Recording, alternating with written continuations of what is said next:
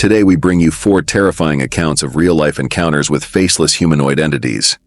In the world of the supernatural, some phenomena seem to warrant their own unique category.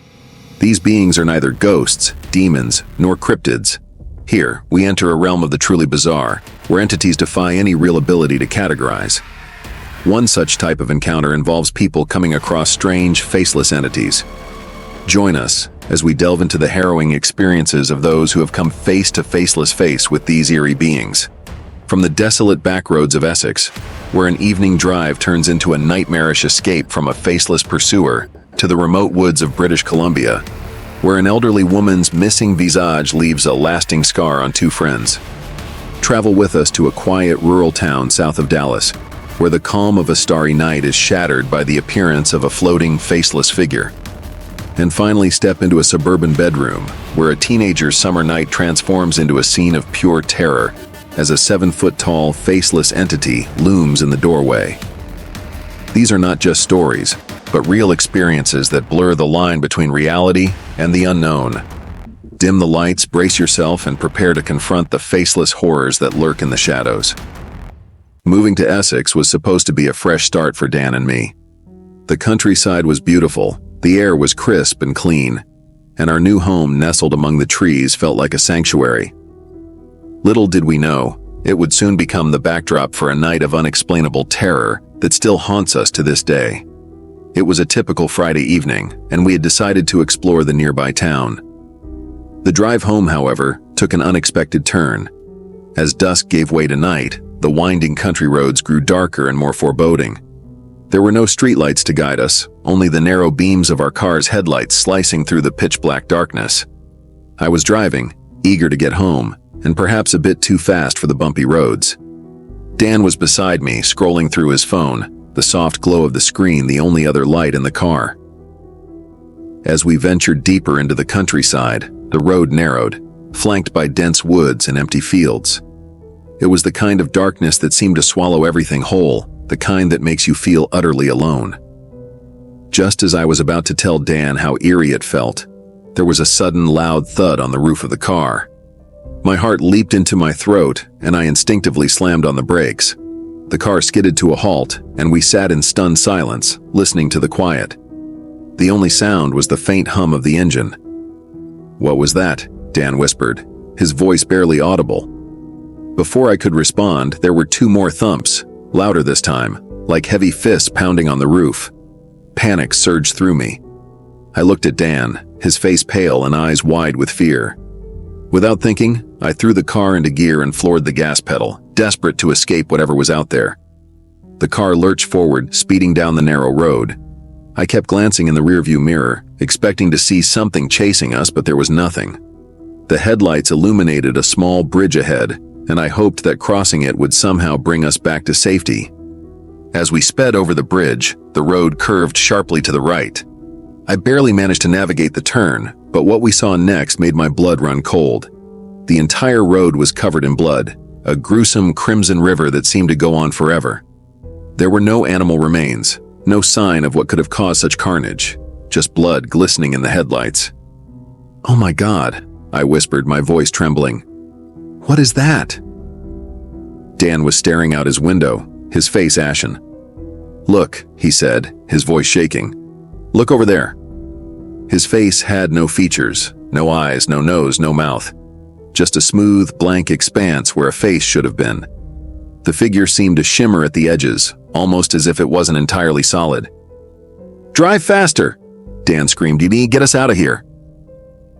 I pressed the pedal to the floor, the car roaring down the road. The faceless figure kept pace with us, its eerie form flickering in and out of the shadows.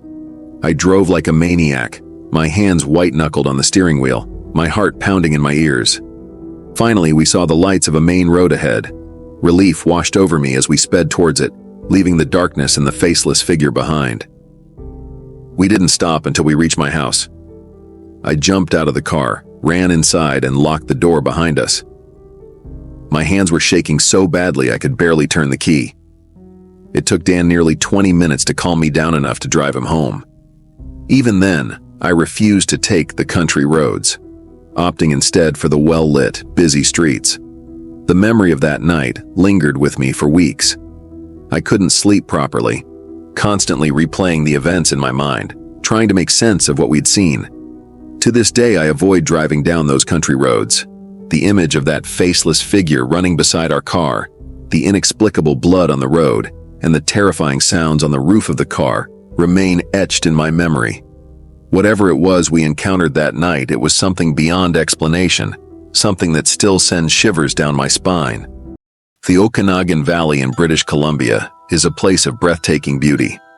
With its rolling hills, dense forests, and sparkling lakes, it's a haven for nature lovers and adventurers alike. My friend Jake and I often spent our weekends exploring its remote corners, enjoying the serenity and the thrill of the unknown. Little did we know that one of our evening drives would turn into a nightmare we'd never forget. It was late autumn, and the air was crisp with a hint of winter's chill. The sun had dipped below the horizon, casting long shadows over the landscape. We were driving through a particularly isolated stretch of dirt road, the forest on either side looming like dark sentinels. The only sounds were the crunching of gravel under our tires and the occasional hoot of an owl. Jake and I were chatting about our plans for the winter when we saw her, a lone figure walking along the side of the road. She was an elderly woman, wrapped in a long shawl that billowed around her like a ghostly veil. The sight was unexpected and eerie. It was the kind of place where you wouldn't expect to see anyone, let alone an old woman walking alone at dusk. "Do you think she needs help?" Jake asked, his voice tinged with concern. I nodded, my curiosity piqued. "Let's see if she's okay." We slowed down and pulled up alongside her. The headlights illuminated her figure, casting long shadows that danced on the trees. As we got closer, I felt a chill run down my spine. There was something off about her, something that made the hairs on the back of my neck stand up. Jake rolled down his window. "Ma'am, are you all right? Do you need a ride?" The woman didn't respond. She just kept walking, her shawl fluttering in the breeze. I leaned over to get a better look, and that's when I saw it. Her face, or rather, the lack of it. Where her eyes, nose, and mouth should have been, there was nothing but a smooth gray expanse. No features, no expression, just a blank void. "Oh my God," I whispered, my voice barely more than a breath. "Jake, drive. Drive now." Jake didn't need to be told twice. He slammed his foot on the gas and we sped away, the car skidding on the gravel. My heart was pounding so hard I could hear it in my ears. I kept glancing back, half expecting to see her standing in the middle of the road, but there was nothing, just darkness. We didn't speak for a long time, both of us too shaken to find the words. Finally, Jake broke the silence. "What the hell was that?" "I don't know," I replied, my voice trembling. "But it wasn't human." We drove in silence. The image of the faceless woman burned into our minds. When we finally reached a more populated area, we stopped at a gas station, needing to calm our nerves. The bright lights and the hum of activity were a stark contrast to the eerie quiet of the woods. Over cups of hot coffee, we tried to make sense of what we had seen. We had no rational explanation. Was it a ghost? A hallucination? Some kind of entity we couldn't comprehend? The questions were endless, and the answers elusive.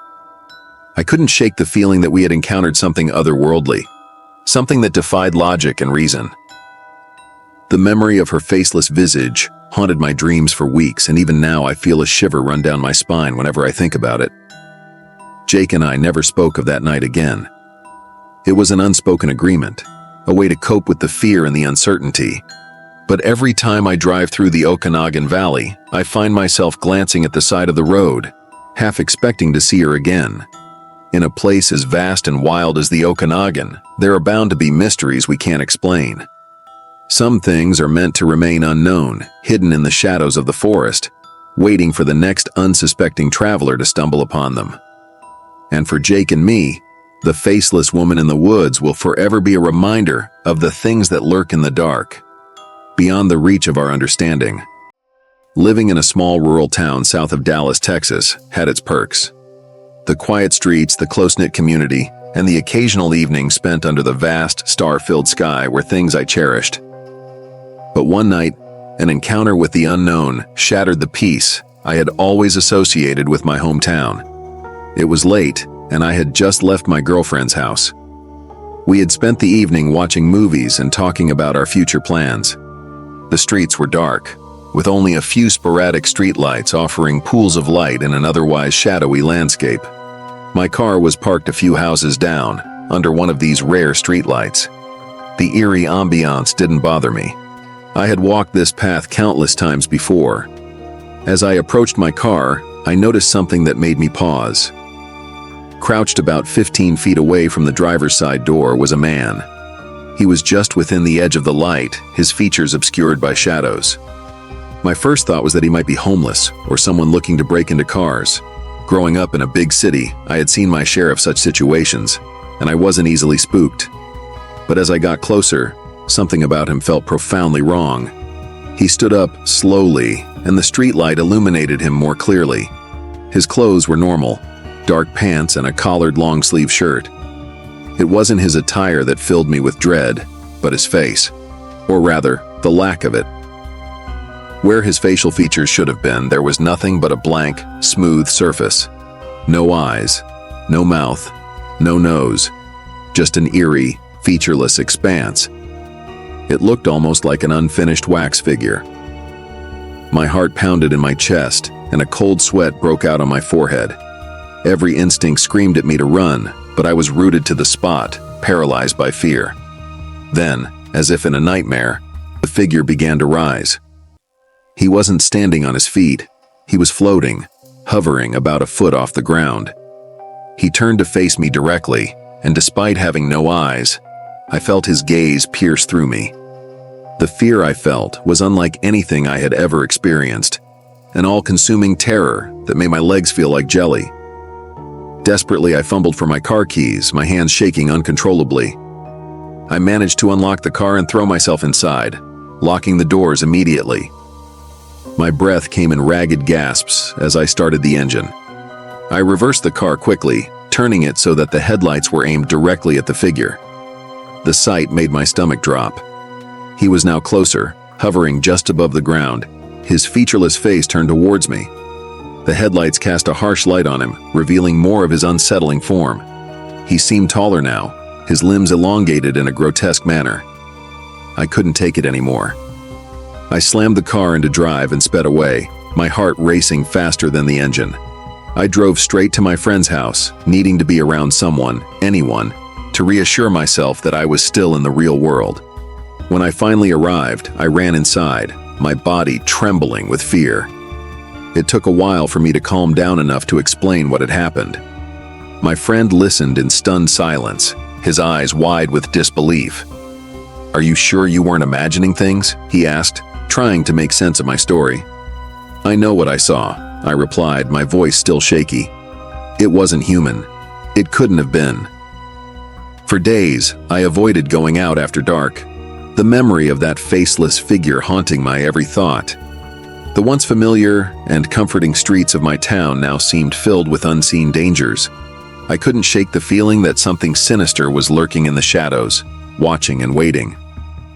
Eventually, life returned to some semblance of normalcy, but I never forgot that night. Even now, years later, the memory lingers, a chilling reminder of the unknown horrors that can exist in the most unexpected places. Sometimes, late at night, I still find myself glancing out the window, half expecting to see that ominous figure floating just beyond the reach of the light, a faceless specter in the quiet streets of my rural town. The summer of 2011 was unremarkable in many ways. I was a freshman in high school, enjoying the break with the typical teenage mix of boredom and excitement. My family lived in a quiet, suburban neighborhood, the kind of place where the biggest disturbances were barking dogs or the occasional loud party. But one night that summer, something happened that I still can't fully explain, and it changed the way I see the world. It was a hot, muggy night in late July, the kind where the air feels thick and still, and the chirping of crickets seems louder than usual. I had gone to bed around midnight, exhausted from a day spent playing video games and hanging out with friends. Our house was quiet, my parents asleep in their room down the hall, and my younger brother in his room across from mine. Sometime around 1 a.m., I woke up suddenly. At first, I wasn't sure what had disturbed my sleep. I lay there in the dark, my mind foggy with sleep, listening to the silence. Then I heard it. Faint footsteps outside my room. They were slow and deliberate, like someone trying to move quietly but not quite succeeding. My heart began to race as I strained to listen, hoping it was just my imagination. The footsteps grew closer and I could hear them more clearly now, soft thuds against the carpeted floor. My room was dimly lit by the moonlight filtering through the curtains, casting long shadows that danced on the walls. I turned my head slowly towards the doorway, and that's when I saw it. Standing in the doorway was a figure, about 7 feet tall, looming in the shadows. It was bald, with a fair complexion, and wore what looked like old-fashioned clothes, a cream-colored sweater with random paint strokes and splashes of color, and black slacks. But it wasn't the clothes that terrified me, it was the face, or rather, the lack of one. Where eyes, a nose, and a mouth should have been, there was nothing but smooth, blank skin. No features, no expression, just an eerie void. The figure was perfectly still, its faceless head turned towards me as if it were watching me. A chill ran down my spine, and I felt a wave of indescribable fear wash over me. I blinked, shook my head, and even pinched myself, hoping it was just a nightmare. But the figure remained, its presence more real and menacing with each passing second. My heart pounded in my chest and I could feel the blood rushing in my ears. I wanted to scream, to call for help, but my voice seemed trapped in my throat. Desperation took over, and I pulled the covers over my head, my body trembling with fear. I lay there, my breaths coming in quick, shallow gasps, praying that when I looked again, the figure would be gone. Minutes felt like hours as I waited, the silence in the room almost deafening. Finally, I gathered the courage to peek out from under the covers. I slowly pulled them down and glanced towards the doorway. The figure was gone. The doorway was empty, and the room was once again just a room. But the fear lingered, an oppressive weight on my chest. I lay awake for the rest of the night, my eyes darting to the doorway every few minutes, half expecting the figure to return. When morning finally came, the fear had not completely dissipated. I told my parents about what I had seen, but they dismissed it as a vivid nightmare. My younger brother, however, seemed strangely quiet, as if he knew something but didn't want to say. Over the next few days, I tried to convince myself that it had all been a bad dream, a trick of the mind brought on by the summer heat and too many horror movies. But deep down, I knew it was more than that.